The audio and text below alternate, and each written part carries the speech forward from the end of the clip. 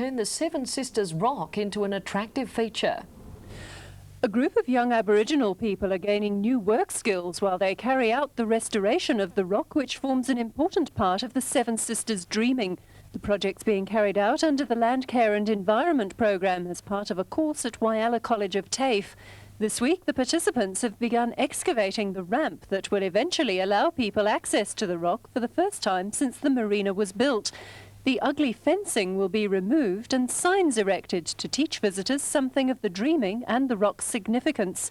For the young workers, the result will be a certificate in conservation studies and a range of skills to help them in the search for a job. Work is expected to take around 6 months. Paula Harrington, CTN News. There's more local news next, but first we take a short break.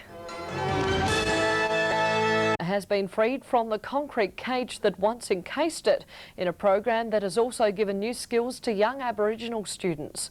The Aboriginal site has been restored and landscaped as part of a 24-week Land Care Environment Action program. The rock, which sits at the base of Hummock Hill, is now an attractive feature of the marina area, but to local Aboriginal people, particularly women, it has much greater significance as an important part of the Seven Sisters Dreaming. Until a few months ago, it was encased in a pit of concrete and fencing, but today the Aboriginal community celebrated its new freedom. I feel very emotional. This is something that we've been waiting for years and years. Honestly, to see it just how it is now, it's fantastic. It's free now, it's alive. It's there for everyone to see. A private traditional ceremony was followed by the public graduation of the 8 young Aboriginal students who carried out the restoration during a back-breaking 24-week Land Care Environment Action Program, or LEAP course, conducted through the local Spencer Institute. They had to shift 90 tonnes of soil and rock, much of it by shovel and wheelbarrow, then erect the crib block wall, lay steps and paving, and landscape. In the process, they learned a lot. Things like a lot of the social skills, for instance, being able to put up with each other and conflict resolution and turning up on time, and the importance of working in a team and being committed. But there's a lot of hard skills I think they learnt as well, like working with the crib block walling and doing paving stones. It's an important thing for young people to remember, that at the end of a job you have to work to a standard. As a result, all 8 have job offers, and 4 other students left the course to take up employment. Now ideas are being discussed for other projects to take advantage of the federally funded LEAP. I guess people had a dream about what they were going to do down here, and they were asking these young Tina Brown. And I think for these 17 students to say, yes, we'll be part of that, is a real pat on the back. They didn't only have to come down here and move all the dirt and do all the rest of the work down here, they also had to take part in some academic studies at the college. And once again, I think for those 17 people, the rest of the community should look up to them for even taking on the task of being involved in the course. So I'd really like to congratulate those that saw it all the way through, and especially those that graduated.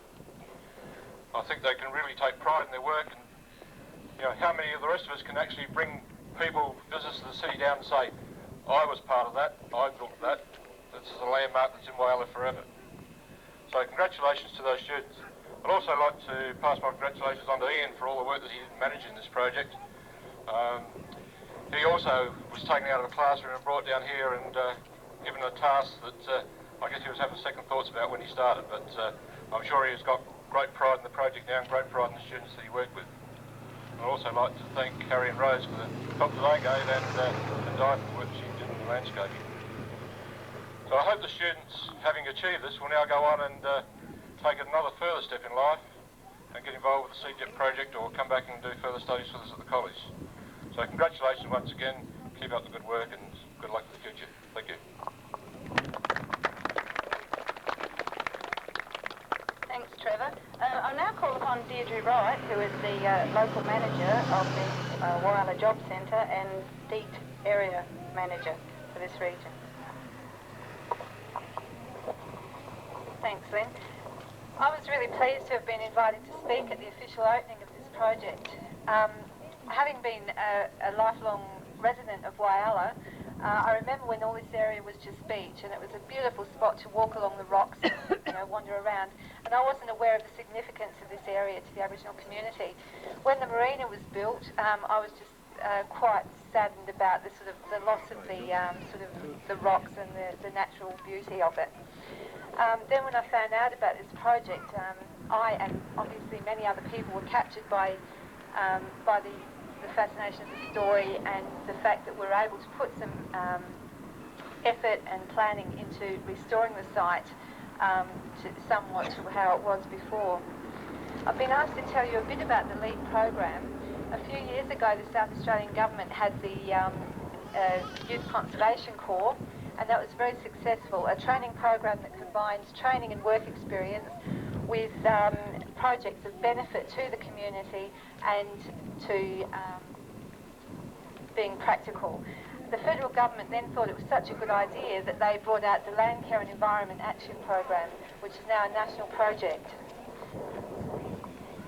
There have been a number of LEAP projects conducted throughout Australia now, but I think this one's very special in that it's something that belongs to the Whyalla community, the Aboriginal community, the white community, and what it's done is bring together the people of the Aboriginal community with organisations such as CES, DEET, TAFE, the South Australian DEET, and brought us all together to be able to achieve something like this.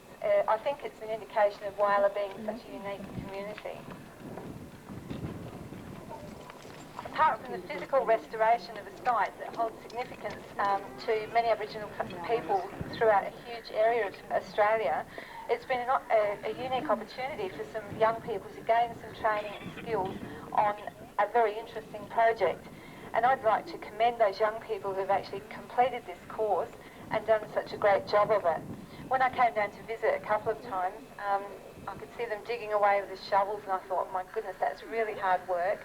And they seem to be enjoying it and putting all their effort in. With any program, it's great to see positive results, and this one's already promising to have terrific results.